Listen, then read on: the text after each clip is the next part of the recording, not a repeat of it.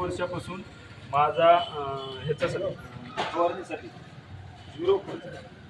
आता झिरो म्हणजे कसं, फक्त फवारणीला जे काही पंपात लागते तेवढा फक्त करावंच लागते. ते कोणालाही करावं लागते, पिचकारीला मारायला तेवढा, बाकी काहीच नाही. आता हे माझं 1.5 पद्धतीचं सोयाबीन आहे आणि याला जर म्हटलं तर मी काय करतोय, फक्त दसपर्णी अर्क हे मागच्या 3 वर्षापासून माझ्या शेतात मारतो आणि आज काल मारले, आज सकाळी जाऊन अक्षरशः आळी पिवळी पडली, म्हणजे तिने मरता अवस्थेमध्ये गेली, कोमात गेली.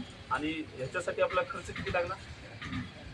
फक्त लागतोय फक्त मे महिन्यामध्ये 1 दिवस एक माणसाचा खर्च लागतो. आणि तेवढे जर आपण दसपर्णीचा अर्थ जर बनवलो आणि त्या दसपर्णीच्या आर्टमध्ये घेतलं तर कुठलंच इमामॅक्सिन घ्यायची गरज नाही, कुठलंच 1000-2000चं औषध घ्यायची गरज नाही, काहीच घ्यायची गरज नाही. पण ते आपल्याला 1 दिवस देणं होत नाही. गरज पडली की 2000ची इथं पावती पडतोय त्याची गरज नाही. आता शेतकऱ्याला सांगा, आता शेतकरी घाटात चालला ही आपल्याला सांगा. फवारण्यासाठी आपण 5-5 एकरी 5-5 हजार रुपये खर्च करायला, 5,000 रुपये खर्च करलं तर 5,000मध्ये आपलं सोयाबीन होते 10 क्विंटल, त्याला 5,000 चालले, तेलला 5,000 चालले, बिनाला 5,000 चालले, मशागतीला पण 7,000 रुपये चालले. मग सगळं जाऊन आपल्या हाती पडले 10-12,000 15. त्याच्यासाठी कुठंतरी बदल. आता सोयाबीन किती दिवस येणार? सोयाबीन आता सोयाबीनला काहीतरी फळबाग एवढं सगळं काही